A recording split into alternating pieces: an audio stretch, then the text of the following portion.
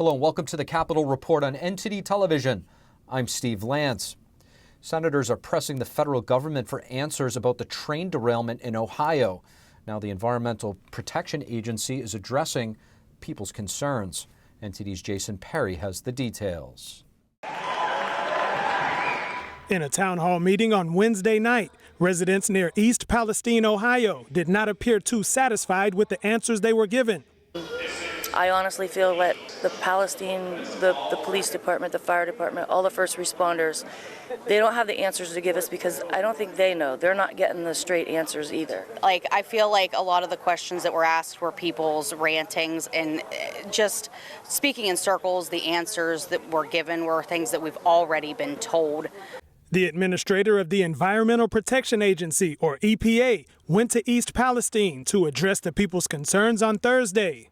He was asked if he lived in East Palestine, would he let his own children return home?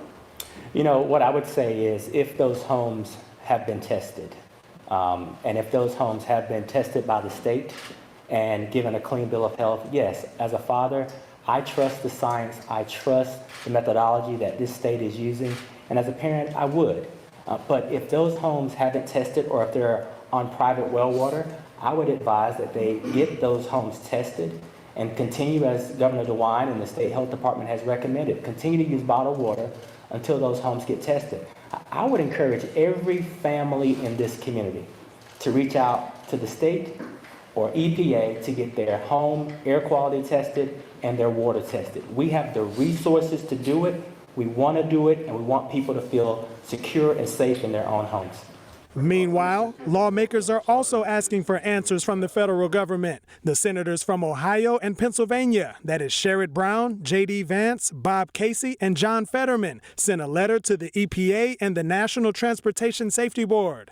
One of the questions they asked was, do railroad personnel have sufficient time to conduct inspections of rail cars? The letter cited reports that railroad workers get about 30 to 45 seconds to inspect each car.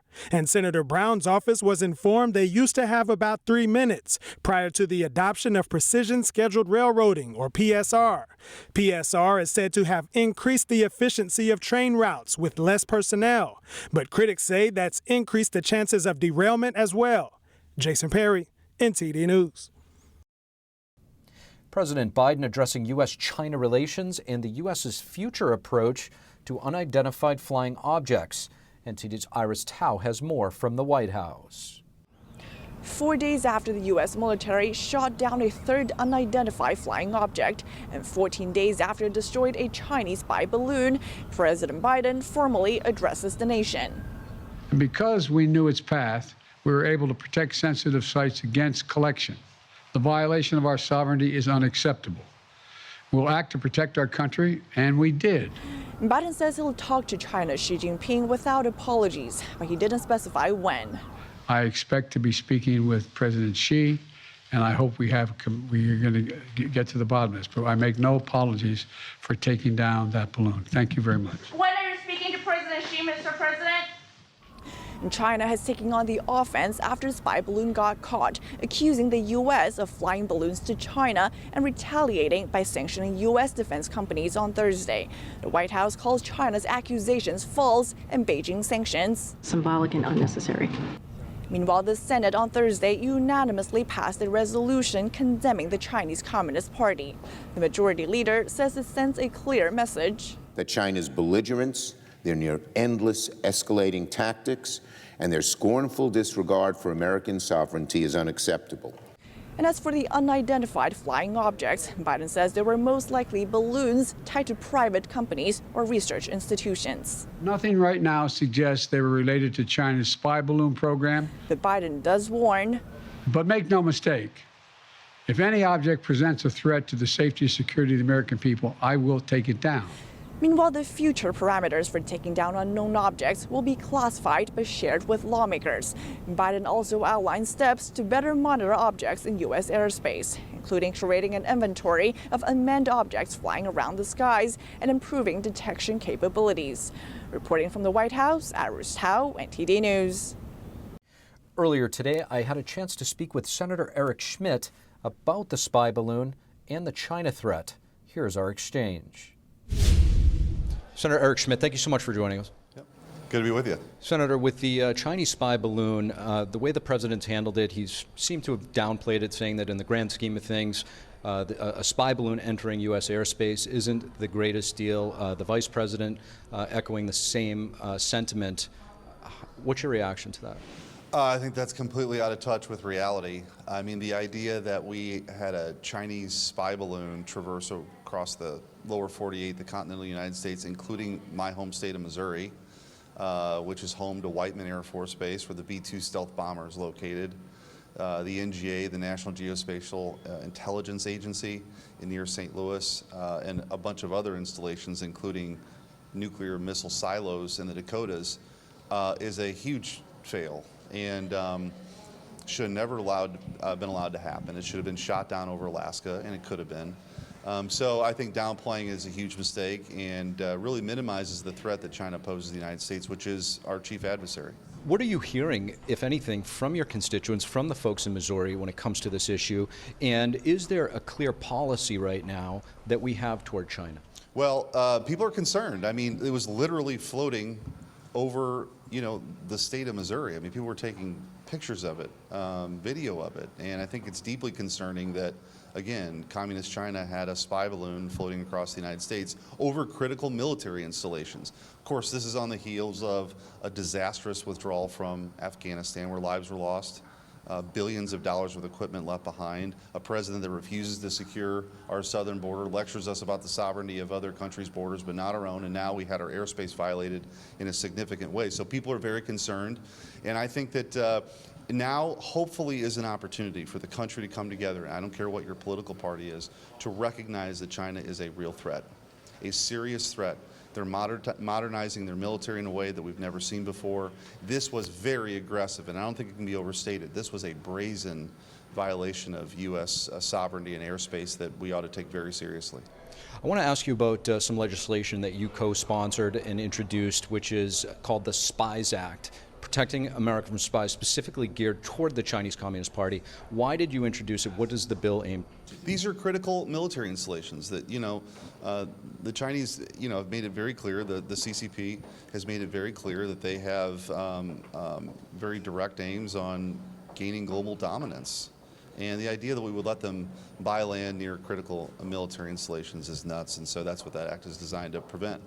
One of their, I guess, strategies, if you will, is taking advantage of one of our greatest strengths, which is our freedom, via our open society. We're not able to do a lot of the things they're able to do in this country. How difficult is that to essentially combat? Well, I mean, look, the beating heart of our Constitution is the First Amendment. People in this country, we resolve political disputes with debate, right? And the First Amendment's this pressure release valve. There's no question, and they're not the first to try to exploit that, but I think as a country, as long as we are intent on preserving that, for example, one of the, as Attorney General, I filed the lawsuit that really exposed this collusion between big government and big tech to silence speech, to silence conservatives. That has no place in the United States of America. So I think that, a robust First Amendment protection is really important. Now, however, with TikTok is a very different thing. As they are exporting to this country essentially spyware, and that's what this is. And so TikTok is gaining critical data on Americans, young Americans, older Americans, and it's a real concern. When it comes to China, there's also serious concerns about their human rights violations. Yeah. Right before our interview, I showed you a video of a Falun Gong practitioner who was tortured. It's not a rare case for this to happen, but it's actually rare for a video to emerge. China's a closed society, so this is actually just more evidence that people don't really get to see that often. How serious of an issue is this? Well, there's, numerous human rights violations happening every day in China. They have concentration camps. This is not a free and open society. It's not a republic or a democratic government. This is a dictatorial, brutal regime, hell-bent on maintaining power and control. And you saw what they were doing, after, of course, the most plausible theory, and I filed the lawsuit against China for releasing the coronavirus on the world. But at the Wuhan lab, their lockdown methods there were brutal. Basically welding people into their homes. You see, what's been happening recently with that. But clearly the human rights violations are open and obvious, and more people ought to be speaking out about this. And I think that, America is a place where people can pursue their dreams and live their lives, and we have to stand in stark opposition to that, what's happening right now with the communists in China. Senator Eric Schmidt, thank you so much. Yep, thank you. And Senator John Fetterman, the freshman Democrat from Pennsylvania, checked himself into the Walter Reed National Military Medical Center last night for clinical depression. Just over a week ago, Fetterman was taken to the hospital after feeling dizzy at an event. How much trust do Americans have in the media? A new study finds that half of Americans believe news organizations intend to mislead or misinform with their reporting. This comes from an annual report released Wednesday by Gallup and the Knight Foundation. The results say only 26% of Americans hold a favorable opinion of the news media. That's the lowest level recorded by the organization over the last 5 years. And only 23% say they believe national newsrooms are about the best interest of their audiences. Meanwhile, Americans are having more difficulty than ever determining what to believe. 61% of respondents said the increase in information across the media landscape has made it harder to sort bad information from the good. Thank you for watching the Capitol Report. If you want to see our full broadcast, check us out at epochtv.com.